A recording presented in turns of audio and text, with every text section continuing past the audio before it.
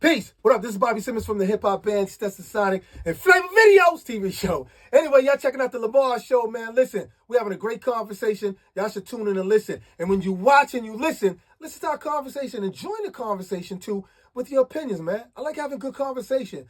But if you say something crazy, my man Lamar, he gonna keep y'all on the phone lines to pay that $2.99 a minute.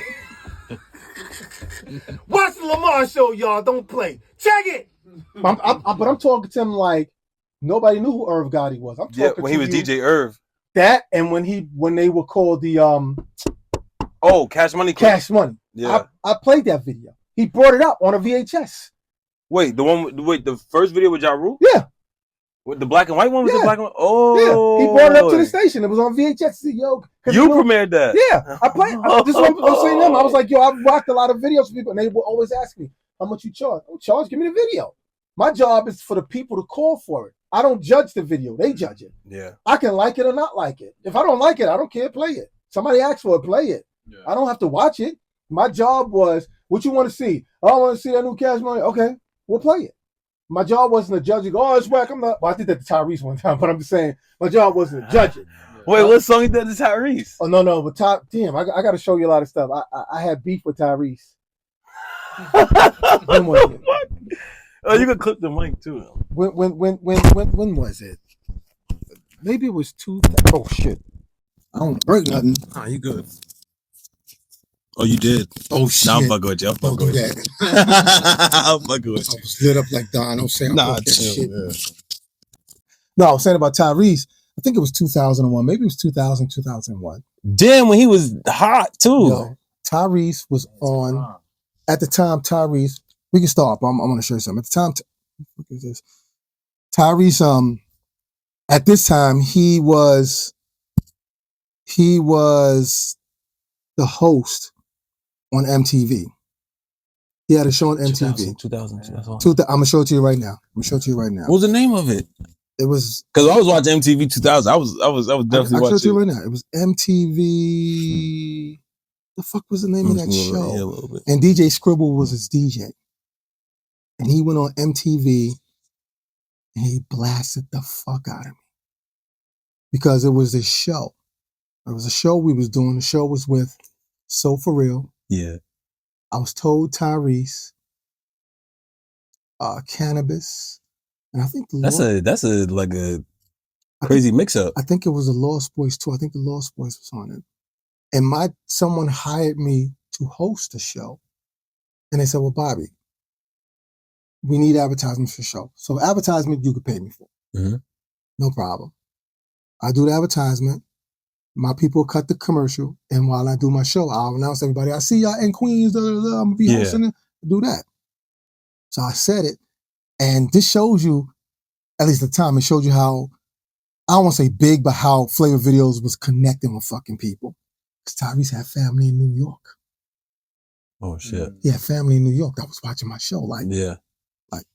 So Tyrese, he went on MTV. Here it is. It's someplace over. Here it is.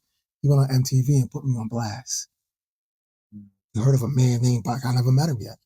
I heard of a man named Bobby Simmons. He said I was going to be performing. Never said I was going to be performing. I'm like, don't say my name.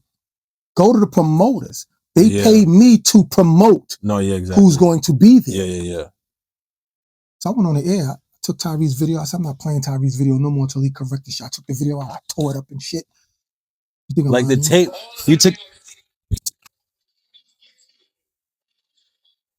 What's funny about that, it blew up so big that at the time, it was Hot 97. That was the big station. Yeah. He was talking about Hot 97. Bobby tore up his coverage video. Tyrese got mad. And his family was calling him, yo, I don't let Bobby dish you like that. You know, so I'm like, yo, this shit is getting out of hand. Yeah.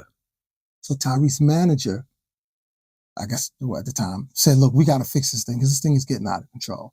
I'm like, well, we fix it. I told you, I'm not the promoter of the show. I was told by the promoter, here, Bobby, announce who's going to be there. And they paid you. And they paid me. So that's business. That's exactly. Yeah. So go to them and say, hey, stop announcing that Tyrese is going to be there. He's don't, do that. Don't use why are you using my name? They figure, well, you the hot guy. Everybody talking about Bobby. I'm like, that's cool, but find out where Bobby's getting his information from first. No, he just went on MTV, thought he can spaz it. So what happened was, I swear to God, this is a true story. What happened was, Tyrese came to New York. That's when they was going to set me and him up to work this thing out. Tyrese came to New York. Now, I'm not affiliated with nobody. Mm-hmm. No gangs, no drug. I'm not affiliated with nobody. Brooklyn had love for me so much that Tyrese. Are y'all familiar with a record store in Brooklyn called Beach Street Records or something like that? I heard of Beach Street. Beach Street Records. Hold on, Junior? Yeah, what's up? Let me call you back because I'm going to do an interview. I'll call you right back. It was a record store in Beach Street. So Tyrese came to town to promote his album. This was the second album though. Came down to promote the album. Every fucking blood came down and was waiting outside for him. And his manager called me at the station and said, yo, fuck is going on? Because you know Tyrese's crip. Yeah, he from Watts. Yeah. So I'm like, what you mean, what's going on? He said, yo, we at the record store right now, and all these bloods out here, they got they calling the police, the bloods is like, I don't know nobody fucking bloods. What are you talking about? Fuck you. Yeah, and that was early. That was right. Exactly. That was like 2000, like 2001. I mean, what you coming to me for? Yeah. Like, what are you talking about? He said, yo, they told me, yo, these were all Brownsville people. Because I'm from Brownsville. no, that's wild. No, I ain't gonna lie, that's wild. I swear to God, these are all Brownsville cats because I'm from Brownsville. Brownsville. Yeah. And it was like, yo, nah, he been disrespecting my man B. And so they're like, yo, you need to come down here and get. I'm like, I ain't coming no fucking where. I don't know. What Brooklyn did was they stood up for me. Yeah. Because of the fact that Tyrese and his people, they were ODing. Yeah. And I had nothing to do with promoting this event. Yeah. Of course, we laugh about it to this day, but then I was like, yo, that ain't funny because if my little local show can pull that shit, that can get dangerous. And you know what? That's crazy because I'm thinking about it. 2000. That's after the West Coast and East Coast shit kind of simmered down. Damn. Right. So you kind of brought it back up a little bit. So I'm like, and I'm trying to tell his manager, and he's like on the phone, like he wasn't yelling, but he was like he was nervous. He's like, yo, they in front of the store, in the record store, they want to close it because they don't want no problem. I'm like, I didn't send nobody after this motherfucker. Like, I thought it was a joke. No, I'm talking about the way I tore up his video, but I didn't take that shit serious. Like, but I can lie, you look aggressive in that. Like, I ain't playing shit. Yeah, like, I know, but that's and you from Brooklyn, so it's like I ain't playing but that's shit. my whole comedy shit. Like, you know, just let people. Because I knew the whole Brooklyn and the Bronx, everybody was watching. I knew that like people was gonna be like, yeah, fuck Tyrese, but I didn't know that they was gonna really be like, fuck Tyrese, right? Yeah. And then I had to think about it. I forgot he crip. Yeah, where he from? And plus that West Coast, East Coast shit. Exactly. Yeah. So I was like, whoa, like, but I didn't send nobody. They just did it on the strength like, yes, I do. Funny thing about it, I knew none of the cats who was out there like, so I had to go on I had to go on the air and tell the cats, people them out there, yo, I appreciate the love, Brownsville, come on, represent. And here's the thing. Now I'm gonna be honest with y'all. I'm gonna be totally fucking honest with y'all. I did an event. And I told them, I said, look, y'all, be easy, man. We need to relax and stop all this crazy shit. I did an event, I think it was with I think it was with the Lost Boys. I think Cuban. It was a lot of us. At the time, it was pretty big. Everybody who told it was a lot of us on that show. Yeah. I said, look, y'all come down, make sure y'all represent it, but don't come deep.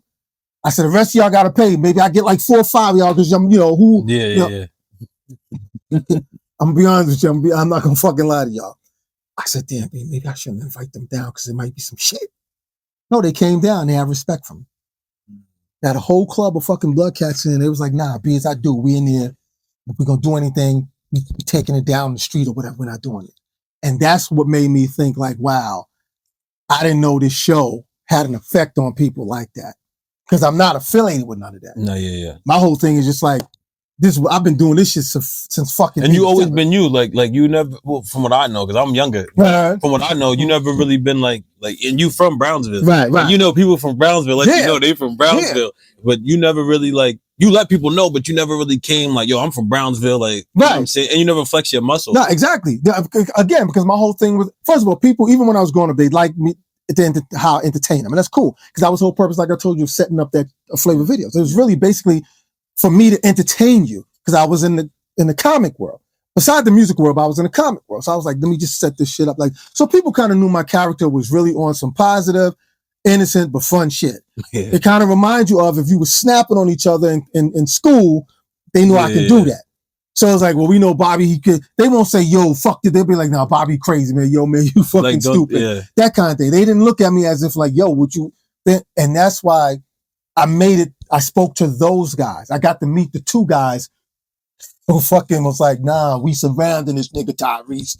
Like, yo, fam, it wasn't like that. I actually really got to talk to the two guys. Actually, one of them is still around now. He actually hit me up on social media. He's cool now. He's like, yo, he's living a different life now. He got a family. I'm like, it's cool, man. As long as everything's positive. But he brought that up because he saw it on my Instagram. Yeah. He brought it up. He's like, yo, I remember that, B. You brought back memories. We was going to tie that nigga up. And I was like, yo, I explained it to him that night. I invited him to the event. It's not like that with me and Tyrese. I just wanted to let Tyrese and his company know that wasn't my show. I'm the guy who just saying. And that happens a lot. That happens today. Exactly. Yeah, that happens. Yeah. So that I was, but that was an incident that was like, yo, that's fucking crazy. Like, yo, I ain't got that kind of juice like that. The show, because Brownsville was very supportive. The motherfuckers would go home, whether it's after school, 3 o'clock, because I was on from 3 to 7. Then I would come back on again midnight to 6 a.m. Mm-hmm. So motherfuckers who was home midnight, they would roll up, yo, play that fucking done video B, play that Big Pun shit B, and they be smoking and just enjoying themselves. Because they get to see these videos as many times as they want to see it. And all they got to do is call me, yo, B, what up, man? What's going on, man? It's cool, fam. What you want to see? Yo, I want to see that I want to see that Lost Boys, man. Rest in peace, man. Freaky Tide. Oh, this is after that happened. Oh, they just did a mural for him, too. Right, yeah. Yeah, they did a mural for him. The funny thing about that, I just did a show. We just did a show with them. He got killed the next day. We did a show in Queens. I still got that flyer. Oh, shit. It was that club. I can't remember the name of the club, but it was in Queens. It was the Lost Boys. It was, what's that girl name who was with Missy Elliott? Nicole Ray. Oh, yeah. So I got what you want. That's your brother. So it was her, Lost Boys, and it was somebody else it was Jagged Edge. What the fuck? I still got that flyer. It's crazy. Like, that's a crazy line. Yeah, I still got that flyer. And I was the host. So it's her Flavor Video host, Bobby Simmons. Damn, and you got people in their prime. That's 2000. Yeah, that's what I'm saying. It's like, so I, like I was explaining to him, my job was like, whatever you need from me, come on the show. Just come back.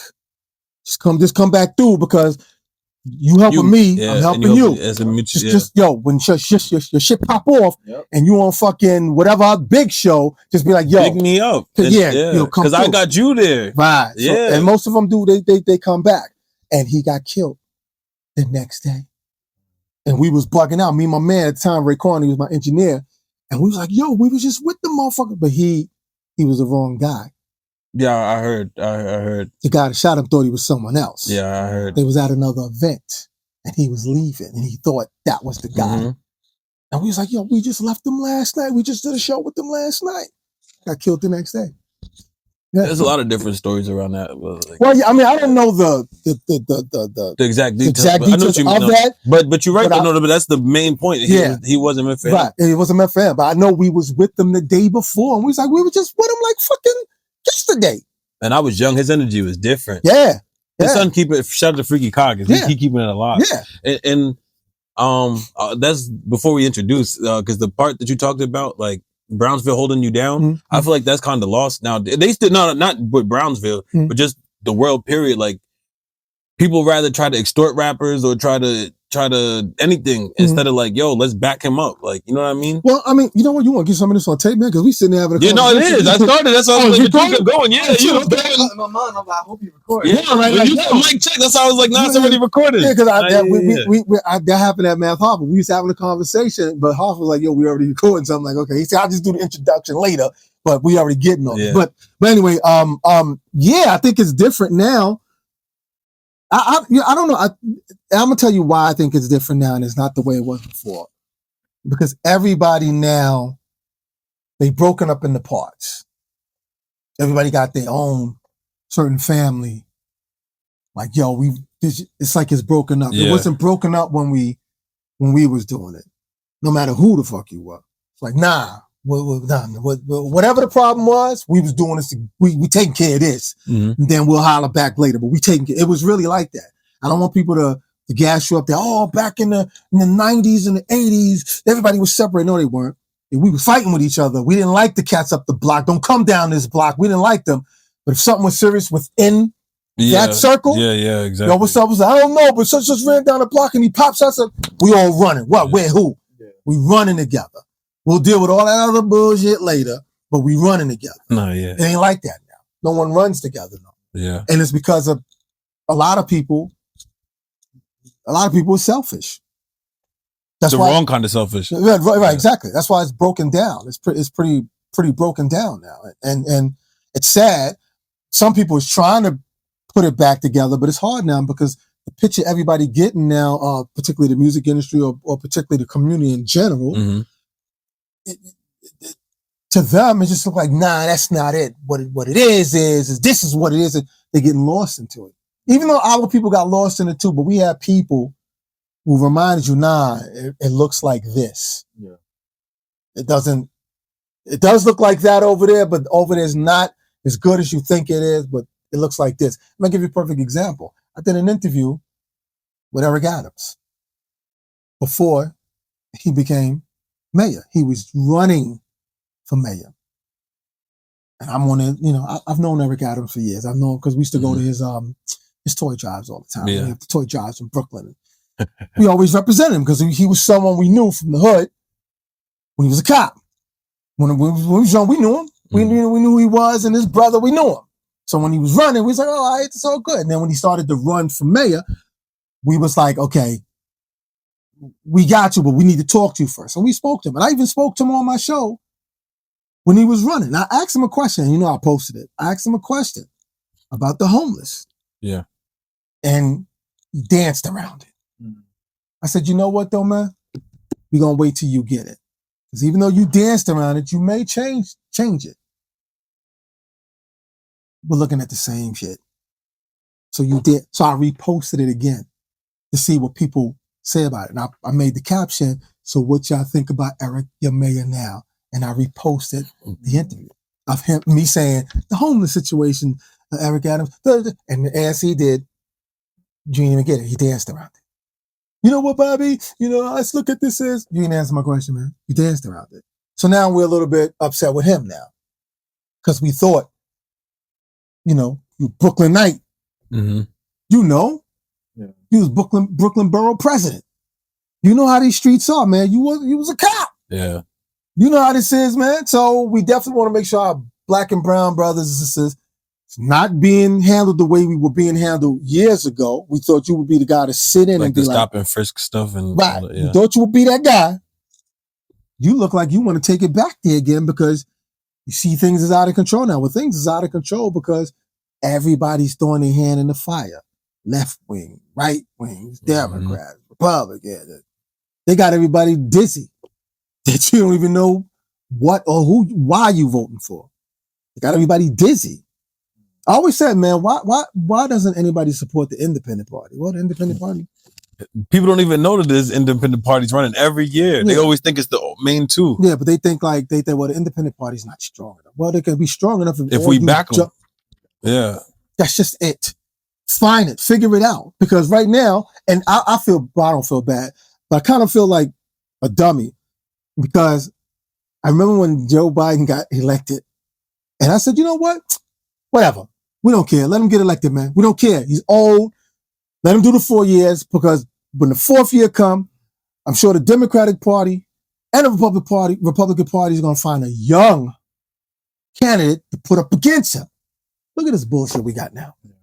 We going back to this bullshit again? Too old come on, man. Really?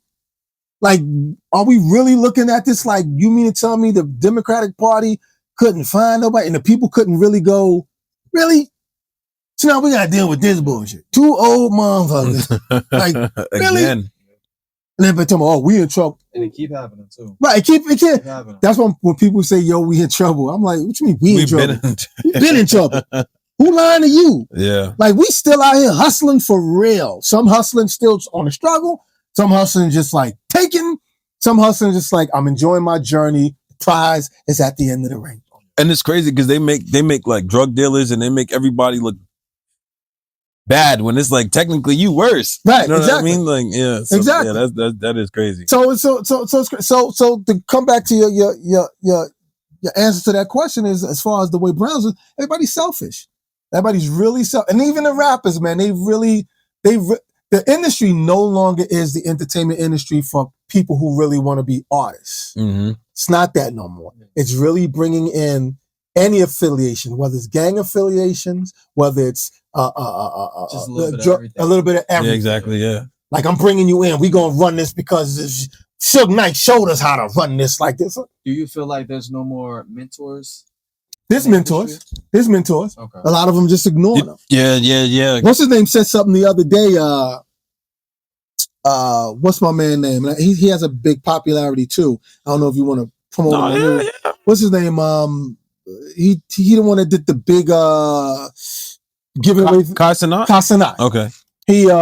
He said something about the OGs that we don't give a fuck about the OGs. And see, that's the problem. We're not saying we're better than you. We're not saying what you're doing is not right, because somehow you're winning. So we're here to learn with you. Because a lot of old cats just kind of left and they didn't learn. Yeah. Thank God I was one of them who just kept learning and staying in it. That's why you still look young. Right. And you still want to pass on the knowledge too. Some people don't want to pass on knowledge. They just want to keep it to themselves. Right. That too. But people don't go seek.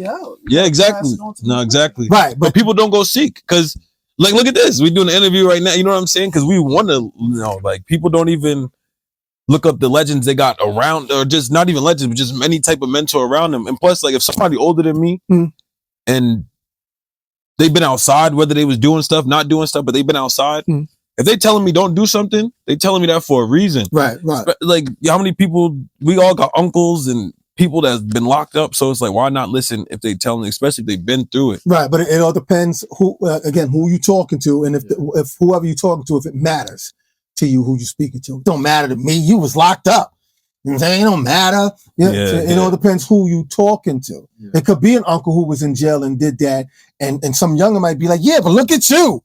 Yeah. You know, that's their attitude of the day. And they use like status as exactly. That's what's hurting. That is what it is. That's what's hurting. And they feeding the younger more. I just said that just now. I said the industry is no longer about developing the talent. I know. I had a talk. Just exploiting it. Right. I had a talk with Jermaine Dupri about this a while ago. He mentioned that somebody said artist development.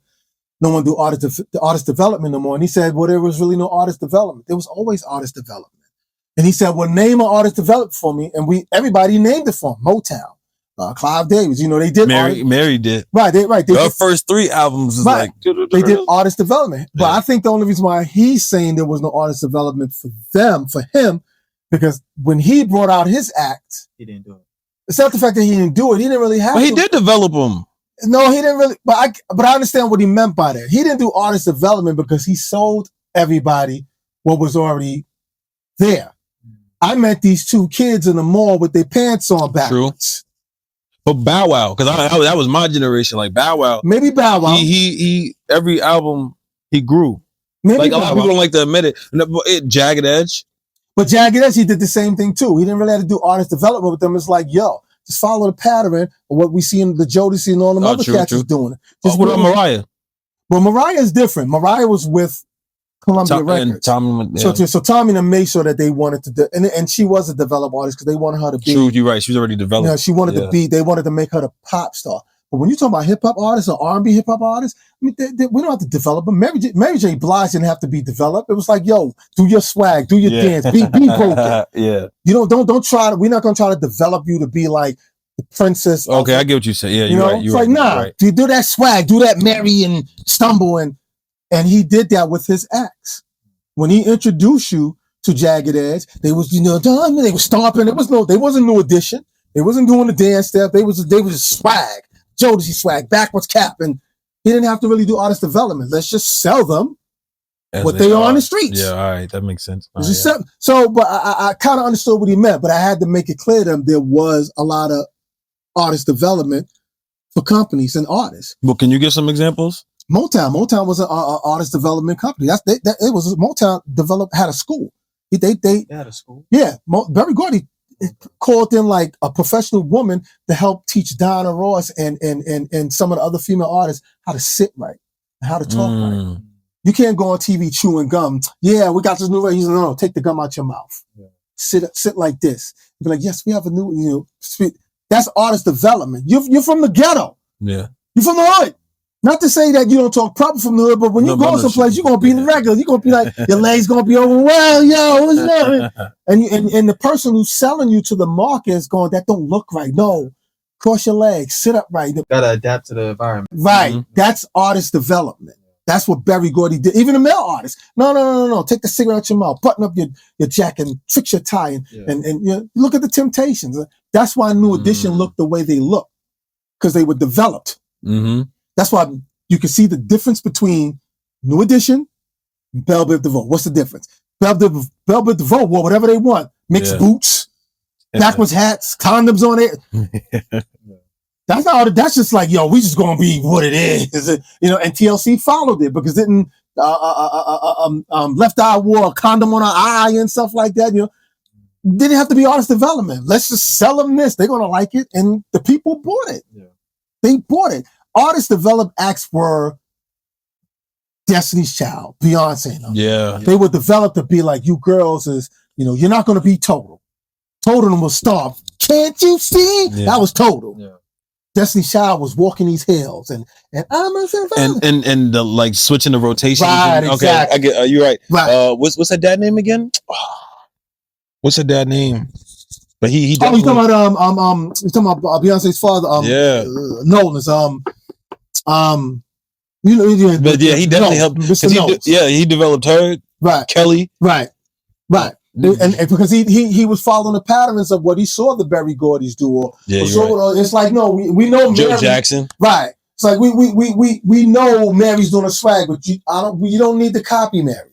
Mary works. That's her lane. Right, yeah. Exactly. That's why when Mary do the shows now, everybody's waiting for her to do the dance. They go, Mary. Yeah. That's a sloppy dance.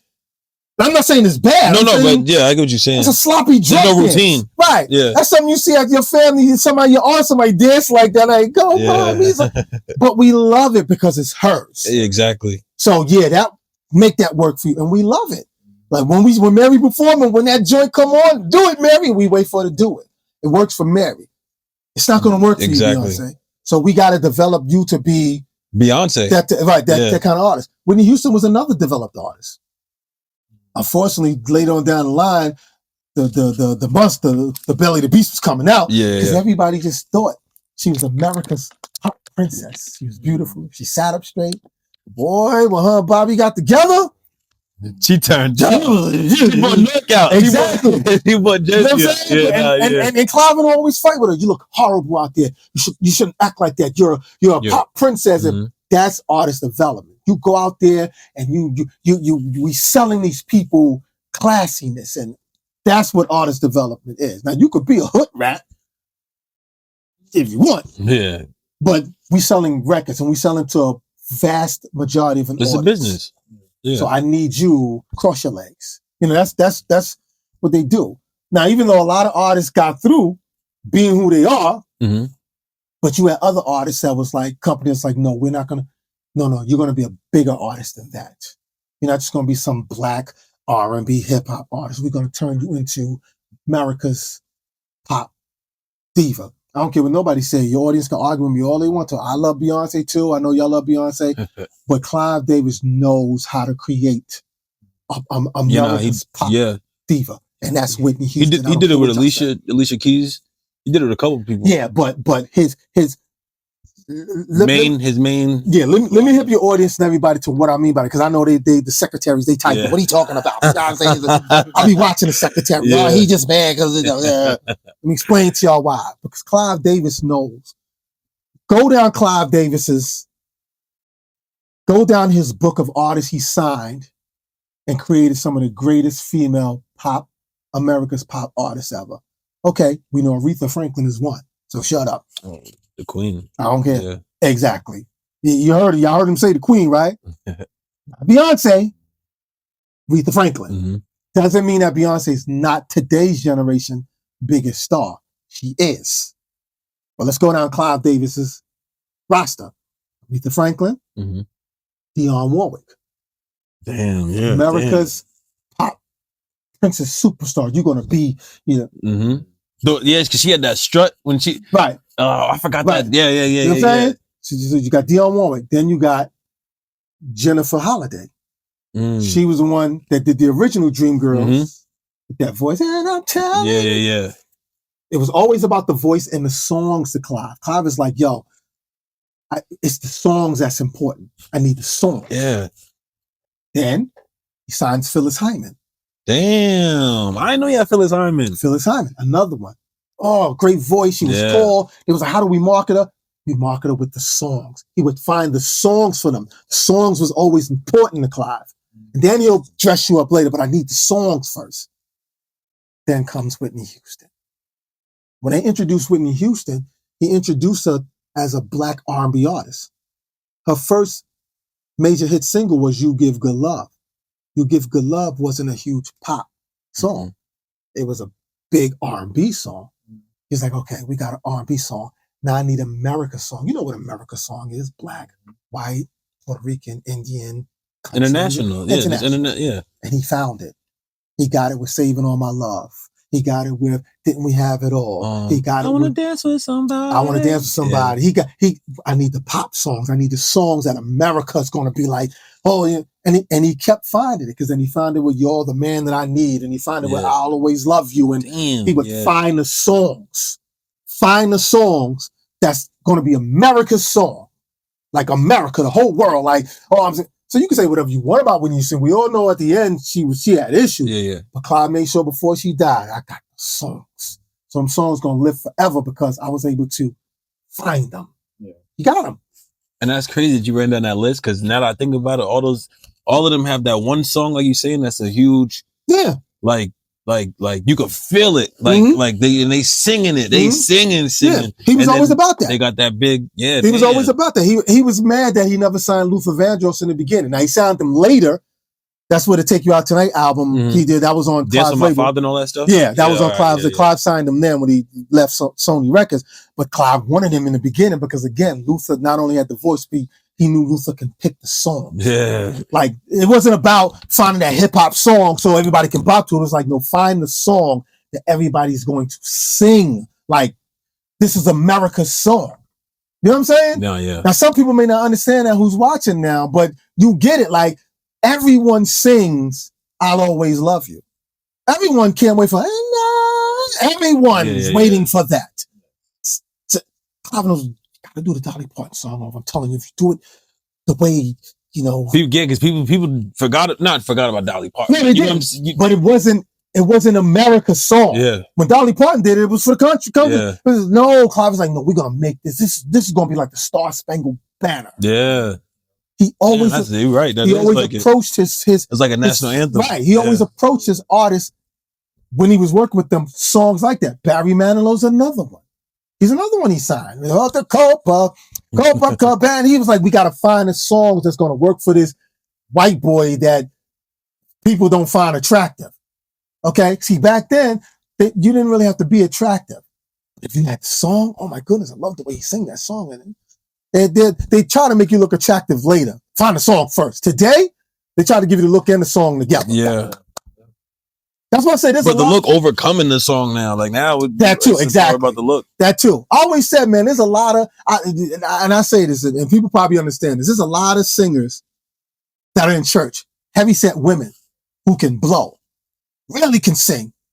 But nobody don't want to sign them because how do I sign a fat artist? But then they looking at, what's my girl name? Lizzo. Lizzo. Yeah. Then they said, well, look what they doing to Lizzo. Treating her like she's some kind of, you're the new fat object. I said, but if Clive had Lizzo, he would say, because Lizzo is very talented. We need to find that song for you. You're doing good music now. And this is good. We need that. We need America's favorite Lizzo song. Like, we want everybody lighting their lighters to Lizzo song. You're not getting that with Lizzo. You getting, she's popular. She's definitely do good in the concert. She's good.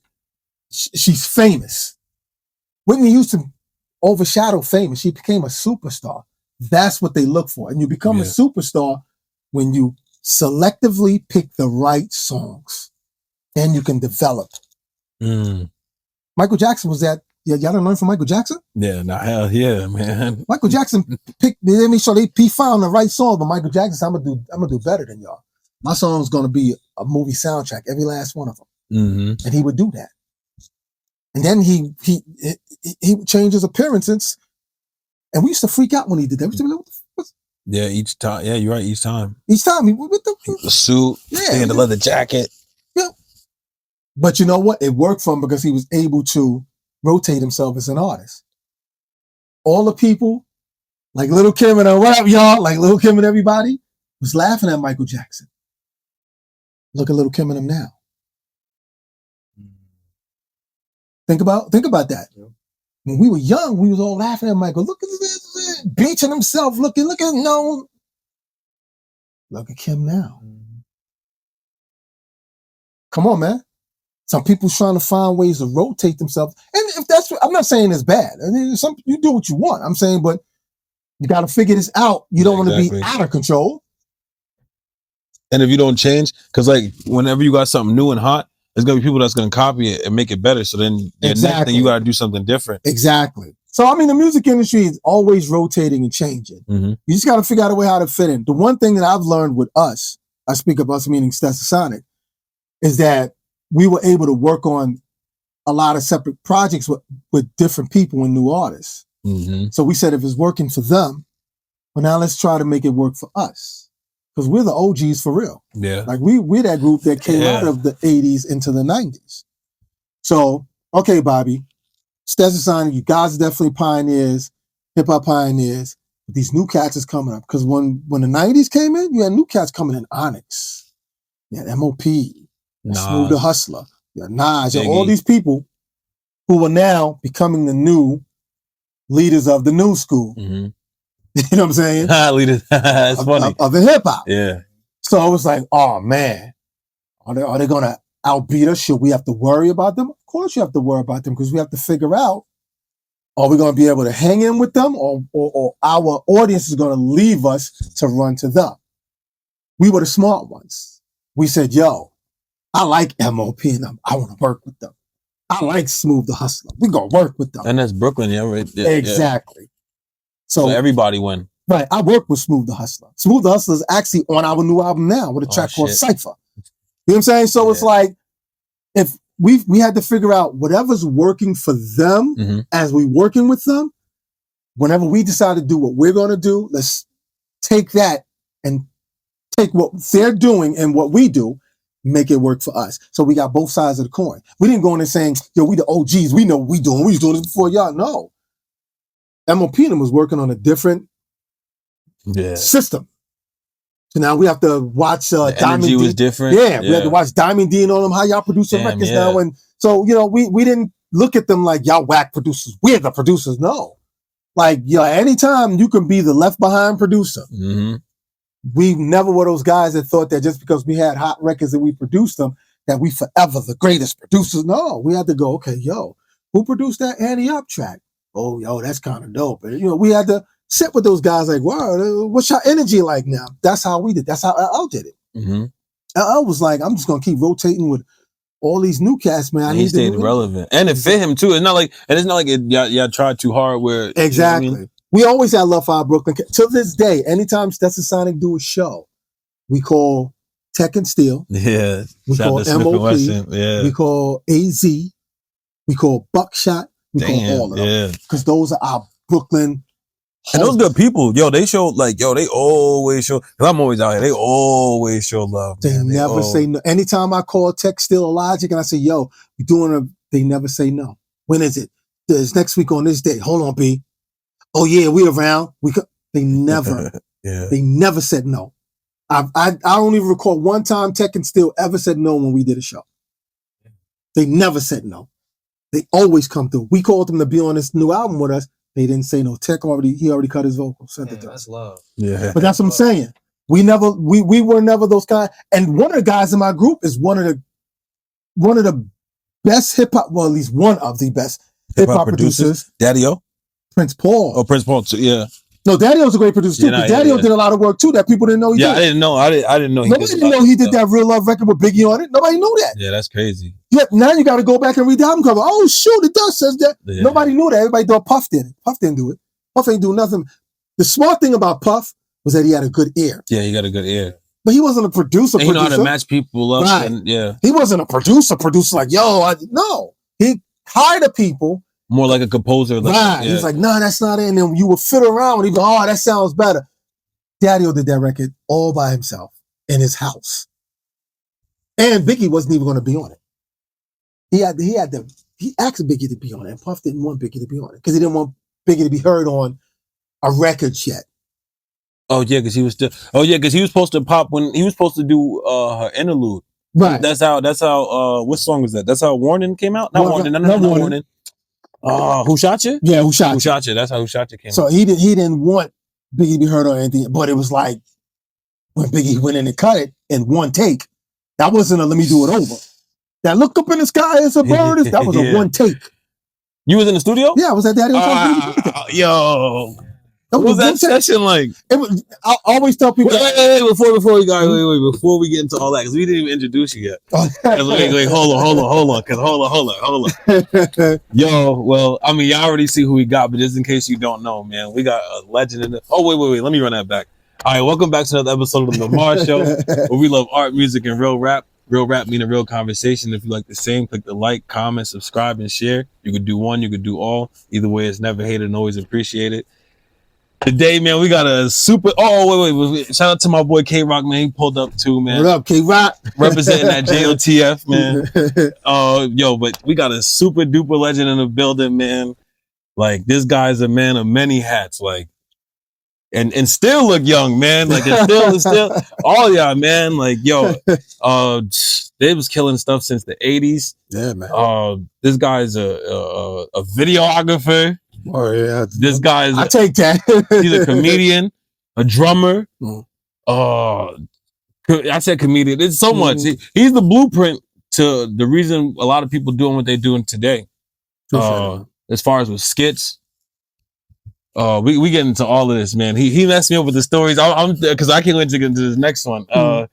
But I'd like to welcome the one and only Bobby Simmons. Peace. Thanks. Yo, so they already heard where we going already. Yeah, so, man. So what was this session like, man? This real love session? I mean, remix session. Right. Biggie, like, what was this session like? The thing about who's there? Tell us, like, at that time, it was just me, Daddy-O, because it was in Daddy-O's house. Daddy-O, at the time, he lived on Putnam and Gates in Brooklyn, and Biggie lived up the block from Putnam and Gates. So it was easy to walk across that park where the school is at to go to Daddy-O's house because they lived in a brownstone. Yeah. So Daddy-O had a studio in the basement, and Daddy-O is short, so in his studio it's the size of him. So you gotta bend down. You know what I'm saying? But for that session, if I remember correctly, it was one of our friends, Richie Herrera, Spanish cat, Dominican cat. That was he was an engineer who worked that session.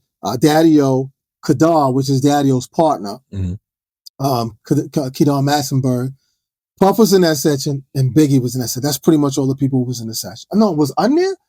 I think Un was there, but I think Un did. Yes? I think Un was outside though. I think because Un and Daddy-O used to work together. Un used to talk to Daddy-O about certain projects. It was actually Daddy-O that worked on putting the Junior Mafia project together. Oh yeah, because I know who bought Cam through and all. Right. So that, and people always ask me, they say, "Yo, did you know Biggie?" So I'm gonna make it clear to everybody because I always tell people that one thing I don't want to do is, first of all, I don't want the typewriters. You gotta get what I mean by typewriters. Typewriters be like, you capping, and I don't need to cap for nothing. And I don't need clout for anything because my work speaks for itself and I keep receipts of everything I do. So for all the people who like to typewrite, I always set the record straight.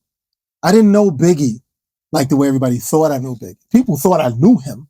Like, yo, that shit. I only met Biggie twice. Twice I met Biggie. I met him when he recorded the session. Cool dude. And I met him the second time when we was going on the road. Daddy-O had a solo show. We was going to Virginia. And they was all in front of Daddy-O's house and we was getting ready to leave. That's when they used to drive Aerostars back then, the Aerostar vans and stuff. And we was going to leave. And he asked me, he said, yo, man, how'd you do that video? Because I did the Give Me the Loot video. Oh, yeah. I heard about it. I just heard about it. And but he wanted to know, how did I do that? And I said, I split screened it. And well, how did you split screen it? So I explained to him, I did one side of performing whatever one character was.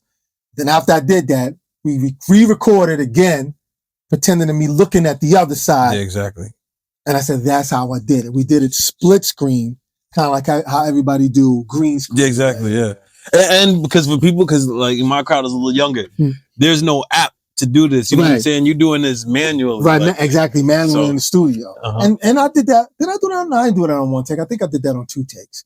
That Give Me a Little Skit. And that's really, like when people, I be messing people's heads at them, they like, yo, you stupid, because they want to hear Biggie stories from me. I don't have Biggie stories the way other people probably do. Yeah. So I told somebody, it was like meeting Biggie. I said, well, he just asked me how I did the split screen skit, and I told him how I did it, and that was it. And he was like, that's it? I don't have, and I'm not going to cap a story where me and Biggie was chilling and we was smoking. And what purpose does that serve me when meeting him and him knowing me and knowing me from knowing one of my members, Daddy O, it's fine enough for me. Yeah. You know what I'm saying? I don't need, same thing with Pac. I didn't know Pac like that at all. I met Pac one time. I met him at the first Source Awards. And the first Source was 94. That was 94. 94. And he was a big fan. First of all, we were label mates because he was with Digital Underground, so they were on Tommy Boy Records. Yeah. So he damn, Digital Underground. Oh, we're gonna get into Tommy Boy. Yeah, we was on Tommy Boy Records. Yeah. So he was a fan, even though I can't remember the name of the song, the record where he named all the rappers on the song, and he likes them. He says everybody's name, and he says our name. He told us, he said, yo, I'm a fan of y'all. He said that Ghost Stetson record is the he didn't say thug at that time, but he said it's the most gangster song, you know, because anybody that remember Ghost Stetson, whenever I get him on, your chain gets snatched.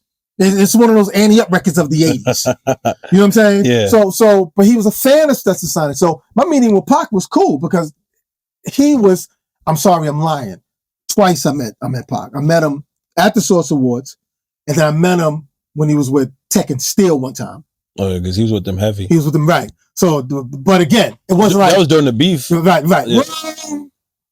He was with them before. He was with them before. That wasn't during that beef time. Oh, yeah. Because I remember I met up with Logic at the time, and he was with them. And again, that meeting wasn't like we was all hanging. It was like, yo, what's up? It was like, peace, what y'all getting ready to do? And I'm getting ready to do my show in a little bit. It was that kind of a meeting. It wasn't a meeting of, yo, when I used to hang out with Pac used to. I don't have those kind of stories. I got stories like that with Prince, but not with Pac, because of the fact that Prince who? The artist Prince. Not the singer. Prince, yeah. All right, we're gonna get into that after. Go. So, you know, but people always ask, so I always try to make sure I tell people, and people can back it up for me too. I didn't have that kind of relationship. But to come back to your answer about what was the session like, session was dope because all Big was doing was sitting there, and I'm saying to myself, where's the paper he wrote that on? Where's the paper he wrote that? Look up in the sky, it's a bird, it's a plane. Nope, there's Mary J in it. Where's the paper? There was no paper. He just went in and did it. He heard the track so much the way Daddy on him was running the track. I guess he already had in his head what he was going to say. There was no paper. Yeah. And if he did write it, I mean, the whole time in Daddy, it was a lounge, and the Daddy lounge was almost the size of this room, and the studio was like going in that door there. So we all sitting on the table like this, and the phones was there. So I didn't see him write with the paper. Yeah. So he must have came off his head with that, because even at the end he goes, peace to Daddy O and big up to Brooklyn. It must have came off his head because I didn't see a paper. Yeah. You know what I'm saying? In one take. In one take. And anybody that knows Daddy O energy is kind of crazy. Yo, leave it just like that. That's dope. You want me to double it? No, don't double it. Leave it just like that. You know, Daddy O's attitude, his energy is so, you know what I'm saying? All y'all. Yeah. All y'all. Yeah. So that session was pretty cool. I got to witness that with some great people. You know what I'm saying? Some great people who's still alive today who can back that session up. You know what I'm saying? So it's like, that's the only moment that I can give people. It's like, if you're looking for me to give you like a book story, I don't have that. And plus the geographics too, because you from Brownsville, he from Bed-Stuy. Right. Yeah. So, right. You know what I'm saying? So what I can say is that at least I had great moments exactly. with him, but he wasn't my friend like that. You know what I'm saying? I appreciate the fact that he appreciated us. He had great respect for the band of us. And he had a great deal of respect for me because I was the guy that had the psychics on the side. That's how he was. Cleos and stuff. Yeah, because when I did for videos, I used to have psychics on the. You saw it when I showed you there. When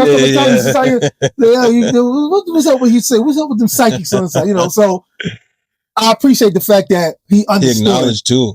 Right. And give respect. Exactly. Him and Pop.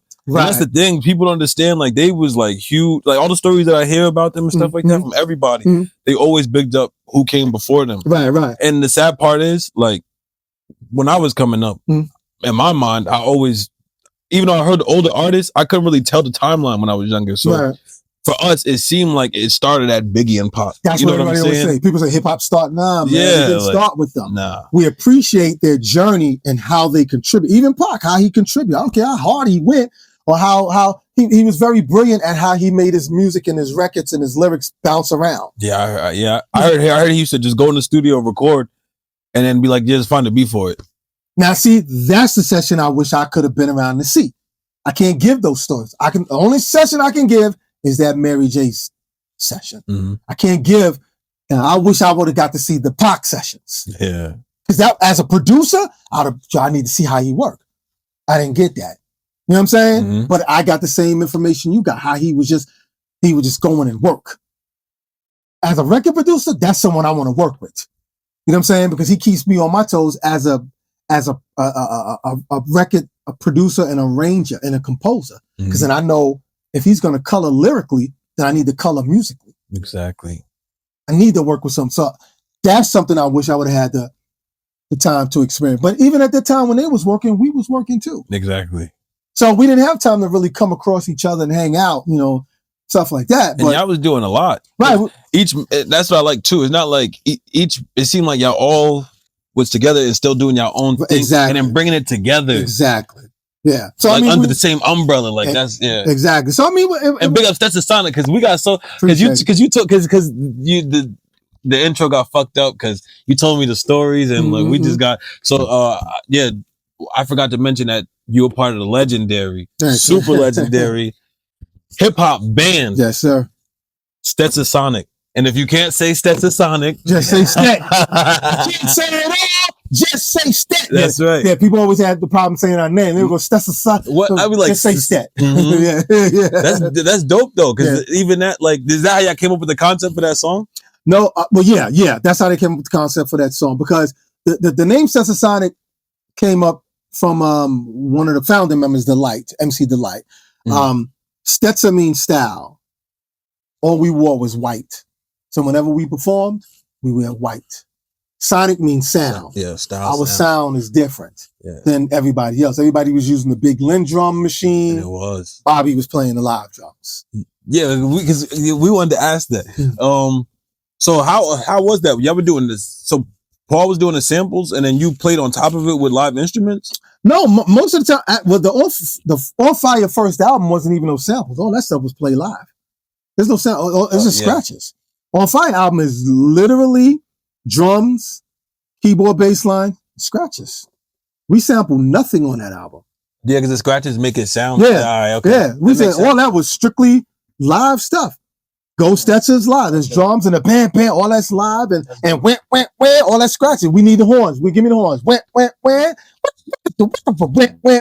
the horns. We don't have no horn players, but we found some horns. Scratch it, Paul. That's what we did. So that On Fire album is strictly no sample. Let's that again. That's a live album. Damn. You know, now when we did the Forget album, we did take pieces of samples, but we used it where we chopped it up where we still made it a live instrumentation thing. Yeah, that's why it's like why I threw it off. And, and y'all was ahead of y'all time. Like I said, I'll take it. You know, because of the fact that and we just summed that up too because we just had a TV One Unsung done. Speaking of that, we can't even find, I've been trying, since you've been promoting it for the longest, like, if we got the TV One app, TV One, we got the app, and it only got 13 seasons. Y'all like on season 17. You didn't see the, No. We didn't, So it's not on demand? We don't got it on demand. With the app, we got the app and everything. I made him download it too. I thought it was just my stuff. He downloaded it. We need to call them and find out because it aired. It definitely aired because it aired. I remember. You premiered it all. Oh, then well, I'll take care of that. But on the Unsung, we glad that we had. What I did was I called all of our peers. Everybody that you didn't see it. So when y'all see it, well, I saw a little bit. I saw Ice-T was on there. Right. Love. I called all of them. I got on the phone and said, look, because they wanted to use certain people to talk about us, and we appreciate that because we're sure that there's people that know about us want to say some things. But I said this story might be told better by our friends. Ice-T is my friend. I just spoke to Ice-T 3-4 days ago. We was on the phone for an hour. Yeah. Just talking about, he said the Body Count album is coming. Yeah. I said, well, look, we need to put a package together and hit the road. Stetsasonic and Body Count and, Public Enemy, we need to do a tour. So, but Ice-T is my friend. So I called Ice-T, yo, we doing this on Song, I need you. I called Chuck D, we need you. I called Shantae, yo, Shantae Battle Food Corn. Rocks. Yeah. You know what I'm saying? So it's like she had to be a part of this song. Yeah. I called Vernon Reed from the band Living Color, the rock group Living. We produced them, Living Color. Me and Prince Paul, we produced the record on the album. God bless the dead, rest in peace, Mr. C. I called Mr. C 4 days before it was going to air. I was like, yo, C, you ready? It's going to air Sunday. He's like, yeah, what time it come on? I said, come on 9 o'clock. We promoting, letting everybody know, put it on TV one Sunday. He died that Wednesday. Yeah. You know what I'm saying? Yeah, but rest in peace, Mr. C. Right. But I called him. He was a part of it because he gave us a big up. We did a show. And at the end of the show, he told us, don't get off the stage. He said, stay in front of the stage. And we was like, why? He said, because no one never gave y'all props. And he did this whole speech. It's on video too. He gave this whole speech about this was the first ever hip hop band ever. And he did this whole thing about before Biggie did, where Brooklyn at, then he played our record, Go Brooklyn. Go Brooklyn, yeah. And we didn't ask him to do that. Once we finished, we was ready to walk off the stage. He was like, nah, stay right there. And he gave us this big props. I called him. I said, yo, they doing Unsung for us. You need to be a part of it. He was a part of it. Questlove. But I said, yo, Quest, man, we got to stop people. They make it seem like they trying to start a fight between us and y'all. Yeah. And Quest was like, nah, man. Quest had always said when he did interviews that we was the first original hip-hop band. He did the Unsung, and those was his exact words. He said, no, Stetsasonic was the blueprint first commercialized hip-hop band. So everybody can put it to an end. Stop trying to pin us and the Roots together. It's two separate things. The Roots really is a funk jazz band. Mm-hmm. They just got a rapper in their band. We really is a rap band. Yeah. You know what I'm saying? Yeah. Like we got 3 MCs, a beatbox, a drummer, a DJ. No, that's us. Yeah. That's the Roots was what, and not even what still is. They was always a funk fusion band. They just incorporated rap by having thought. Yeah, y'all mixed like a little bit of reggae. Y'all had rock. Y'all had like so funk. But we were the band. Yeah. We didn't have to hire nobody. We didn't say, yo, we need to hire a guitar player. We need to hire. No. What we doing on the record, that's us. We're Stetsasonic, the hip hop band. That's us.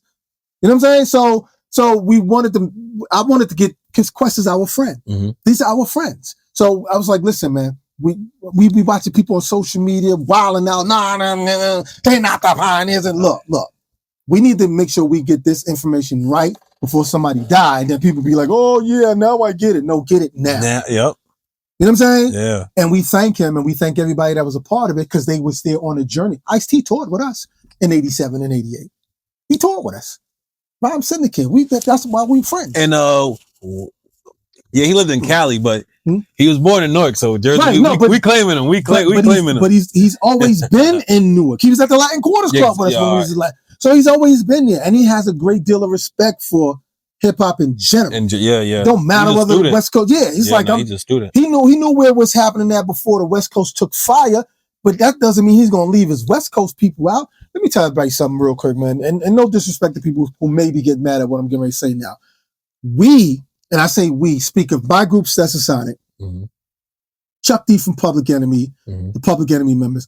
We were big fans of NWA before y'all even knew who NWA was. We're talking about 86 and 87. Can't nobody in New York say, oh, I know who NWA was in the 86. No, you didn't. Because all you cared about was KRS-One, Rakim, Big Daddy Kane. That's all you cared about. And you should, because those were our hip hop. Yeah. They were doing their thing.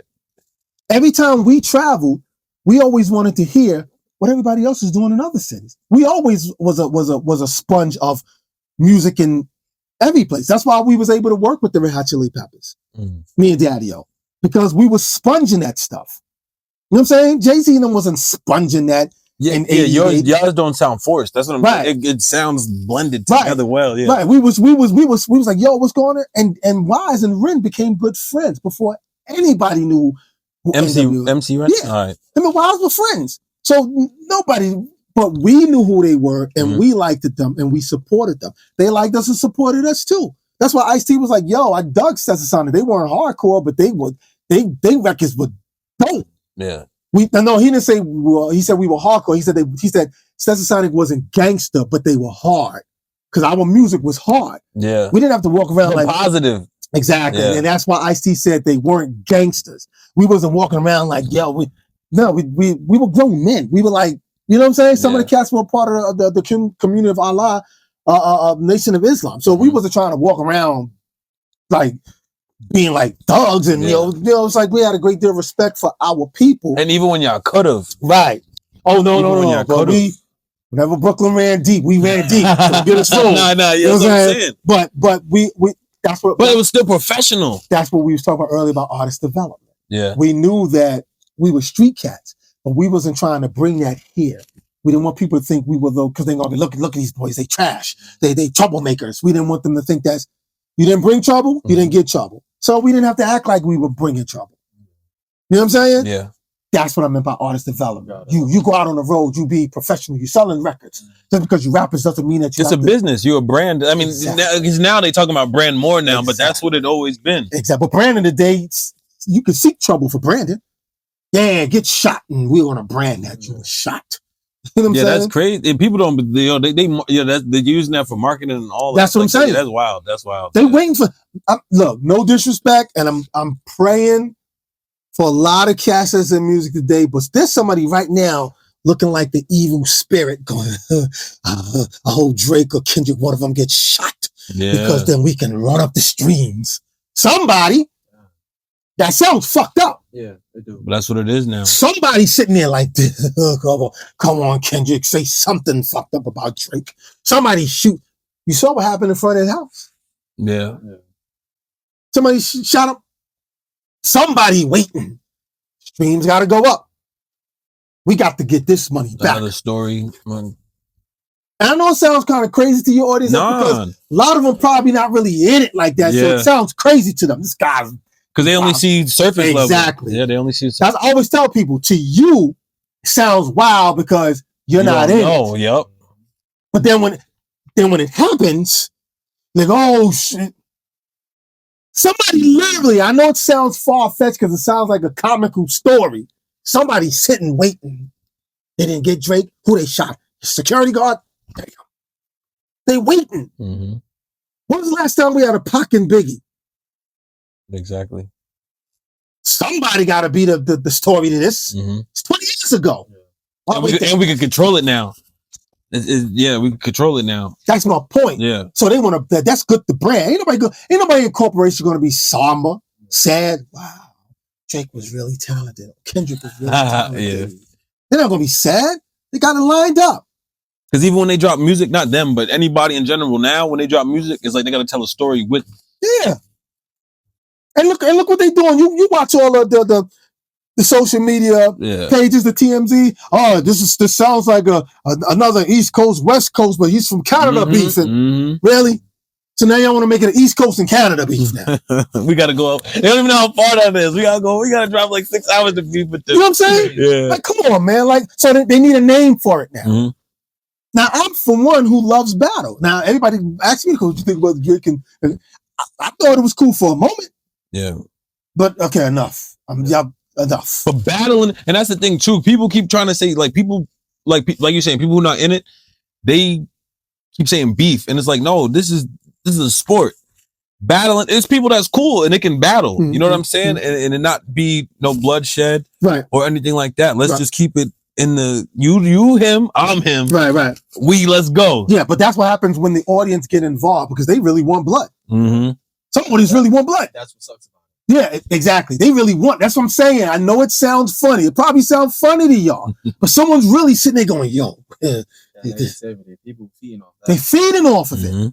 And then when it happens, everybody's, rest in peace. Yeah. You was a general. No, I'm saying a general right now. That's why At one point, I was like, yo, J. Cole, man, you shouldn't apologize and back up. But then, you know what, man? Stay safe and alive. Back out. And about that, though, right? Because now I can tell a lot of people don't listen to them. Because J. Cole when it was he treated it as a sport. He was calling them out in like 2000, like Kendrick too. They was calling each other out in 2013, 14, but everybody wasn't really paying attention to it. Right. They're not into the actual sport. They're not actually into the music. Right. Now when it's all over, now it's like, oh my God, like, and now J. Cole never said nothing. Right. So like some people who are older and even younger, even my age, some people really don't listen. They don't listen to, what come on the radio or, Yeah. I mean, it's, and like you said, it is a sport. At least that's how we remember it. Even the battle raps. I love those. Well, some of them I love. Some of them I didn't like. Cause I'm like, you know what? We come from an era where you really want to be lyrically different. You're a poet. Yeah. So if you're a poet, you should be able to color all your paintings. Most of those battles, I'm like, really? You ain't got no other vocabulary? Yeah. Like, really? Yeah. This is a battle rap, so your vocabulary should expand like a painted picture. How you play off your words. Yeah. You know what I'm saying? Double entendres. Some would take the route and they color it with it's like they change it to the Grinch. You know what I'm saying? It's like you got to change to the Grinch in order to feel like somebody like, ooh, he's really spitting. It's like, they're listening to you. You don't have to. Dynamics is good too, because I'm not saying don't take away the dynamics, but some people really get into the dynamics. They get all in your face, and it's not that serious, man. It's a battle rap. Just find your great bars, and you can point at them and say to them, and whatever your liner is, make sure it's dope. So when you point at them, then go, oh. But you don't have to. It's like you don't like him. Yeah, unless that's you. Right. Some people it's naturally them, but some people, I get what you're saying. Now it's like people, new battle rappers, they automatically feel like they got to do that. Right. And then when they get on stage, hey, how you doing? Exactly. You know what I'm saying? So I'm cool with it, but again, lyrically, I'm sure you're a poet. If you're a poet, that's why people always say Pac wasn't the greatest rapper in the world. Okay, fine. I'm not mad at you saying that. If you feel that way, I don't understand why they saying that. I never try to change what people say about something. If you think Pac is not the greatest MC in the world, listen, we're in a time and age where people taste the music is kind of bizarre anyway. So I'm not going to fight with you on it. But because I lived through a lot of this hip hop stuff from the beginning, all I can say is, at least lyrically, he had great, colorful, his tree looked beautiful lyrically. Yeah. All his lyrics wasn't really about thug. He painted a beautiful picture. Lyrically. Imagery, So his tree looks good compared to your tree. You know what I'm saying? It's like, so to me, he was a great writer. Yeah. And I got to see his trees of the, wow, that's a strawberry looking flower up there. Look at that one. That's red, like, I can look at the tree and see like, wow, it's colorful. Lyrically, that's what he's done. So I see different than you, unless you're just looking at the attitude and the popularity of the kind of attitude you brought into this. That's how you think of it. Be my guest. I'm not going to argue with you. No. Because some people like that, like you just said, that negative. Yeah. He's the greatest lyricist because look what he's saying. I mean, I can't imagine how many rappers I heard. All of them got the same Glock in lines of shooters. That was impressive to me at one point. But if your third verse is the same thing as that, and your fourth verse is the same as that, but your seventh verse comes around back to that, come on, man. What are you? Are you drawing me your crime setup so you can snitch? I don't know. I'm just trying to. I'm the guy who likes to listen to people lyrically. That's what it is. Yeah. So when you start talking about Pac is not the greatest, I'm not going to argue with you. Fine. When I listen to him, I'm like, wow, this guy.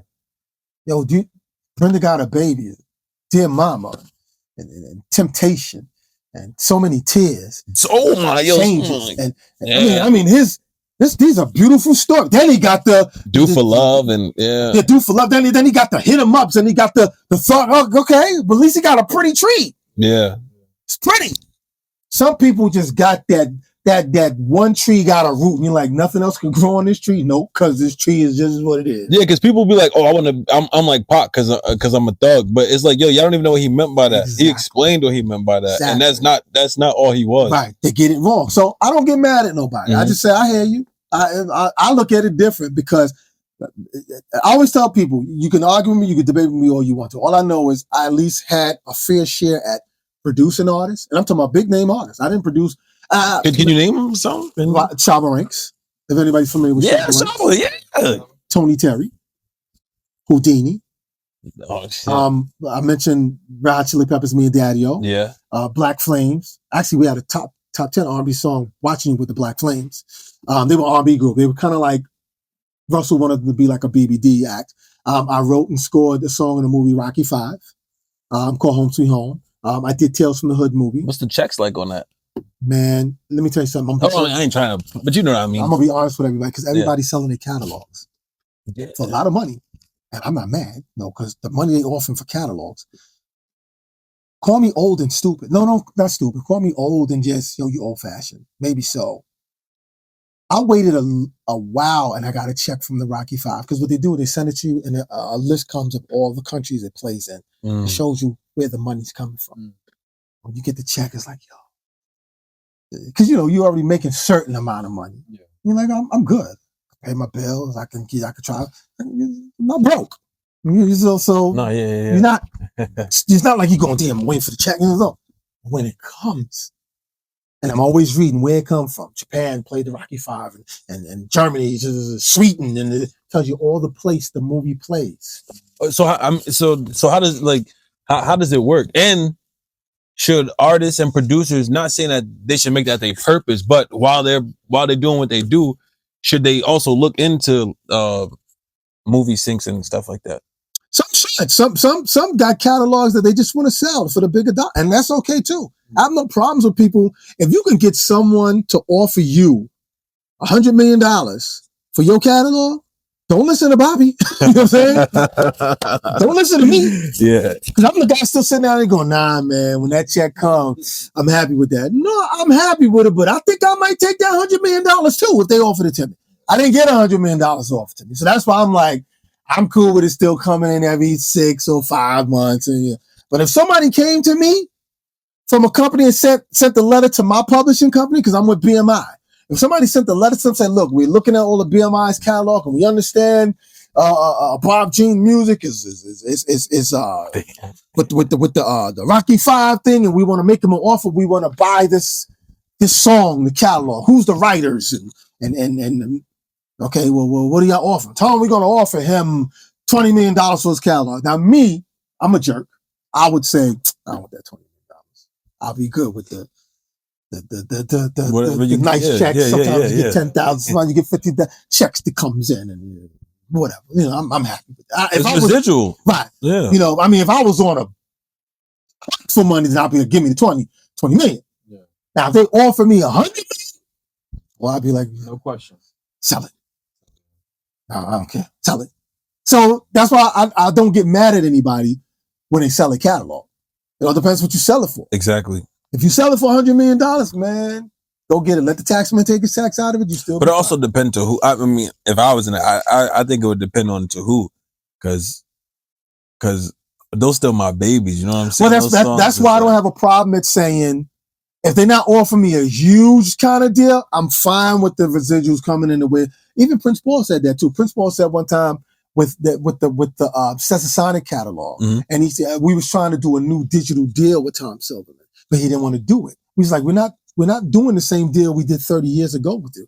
Digital didn't exist 30 years ago. Yeah. It exists now, so we have to do a new contract for digital. He didn't want to do it. Paul said, you know what, man? Till our lawyers get this thing straightened out, I don't mind collecting off for hard copy deals. Yeah. So if hard copy deals are still selling, I don't have a problem with that. And I agree with him. You know what I'm saying? It's like, until y'all understand that for these songs that never were digital, we have to do a new deal for these digital deals for these albums. Yeah, because I heard like a lot of the contracts that was set up back then, they was already ahead of it. Like, they put that in, they snuck that in there, like digital. Right. People didn't think of it because nothing was digital. Exactly.